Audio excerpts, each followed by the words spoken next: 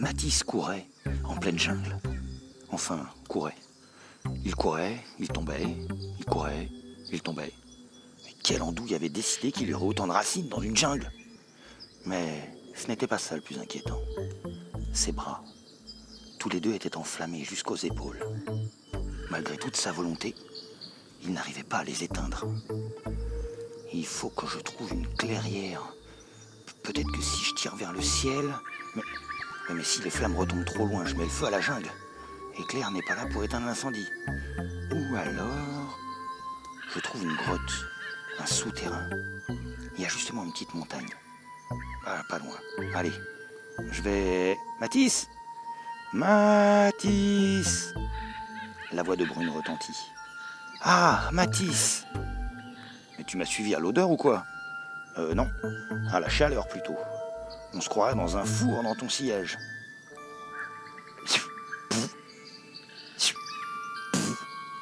Un son, suivi d'un bruit, puis un autre son, puis un autre bruit. Aïe! Oh mais j'en ai marre! C'était Aurélien. Il ne contrôlait pas trop sa super vitesse encore, et il se prenait tous les arbres. Oh, il faut que je fasse de la musculation intensive des jambes de toute urgence. J'ai un petit peu de mal dans les virages, on dirait. 2 énormes bosses étaient visibles sur son front. Certainement d'autres ailleurs. Alors, on fait quoi? On cherche quoi? Reprit Aurélien, tandis qu'il remarquait les bras enflammés. Oula! Il se passe quoi là si t'as envie de faire pipi là juste à cette seconde? Ha ha ha ha! Parle pas de malheur, reprit Matisse. Il faut que je décharge mon feu intérieur. Il faut trouver une grotte ou un souterrain pour cracher mes flammes sans engendrer une catastrophe. Alors, mettons-nous en route. Il faisait chaud et poisseux.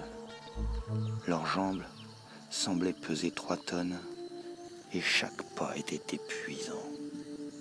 Au bout d'une heure, qui en paraissait 4, mis à part le nombre incroyable d'animaux sauvages qui les suivaient ou rôdaient autour de façon inquiétante, toujours pas de grotte.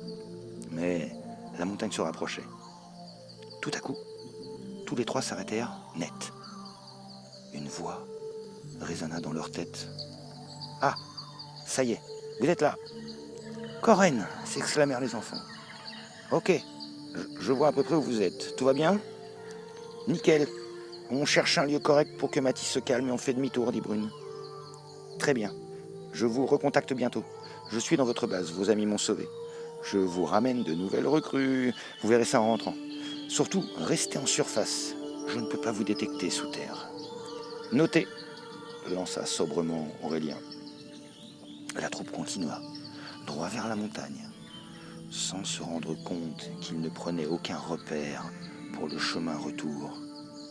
Ils ne le savaient pas encore, mais ils s'étaient complètement paumés. Une odeur pestilentielle vint leur chatouiller les narines. Plus ils avançaient, plus cette odeur horrible s'intensifiait. C'était à moitié une odeur de pied, à moitié une odeur de vinaigre, très acide. Enfin, une éclaircie dans cette jungle sans fin. Une petite clairière d'une centaine de diamètres apparut. Une scène étrange allait s'y dérouler. Au milieu, un lac rempli d'un liquide vert et violet bouillonnait comme s'il s'agissait d'un chaudron sur le feu, projetant en l'air des gerbes de liquide. Lorsque ce liquide tombait en dehors du lac sur de la végétation, celle-ci se décomposait en une petite flaque verte et violette. De l'acide, surpuissant apparemment. Ces projections mortelles fusaient dans tous les sens de façon imprévisible. Très dangereux. Au moment où les enfants arrivaient au bord de la clairière, un couple de perroquets se prit une éclaboussure. Les 2 volatiles, blessés, ne tombèrent pas dans le lac, mais juste à côté, grièvement atteints. Une femelle jaguar n'eut pas cette chance. Elle se baladait avec ses 2 petits qui semblaient être nés il n'y a pas longtemps vu comme leur démarche était peu assurée quand elle a glissé dans le lac. Elle se débattait en grognant tandis que son bassin trempait dans l'acide.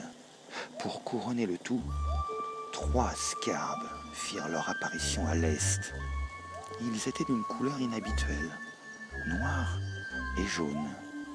Ils ressemblaient à de grandes mantes religieuses, sauf que leur abdomen était une queue de serpent très longue qui ne finissait que par un crochet peu ragoûtant d'où coulait un liquide rouge qui n'inspirait pas confiance.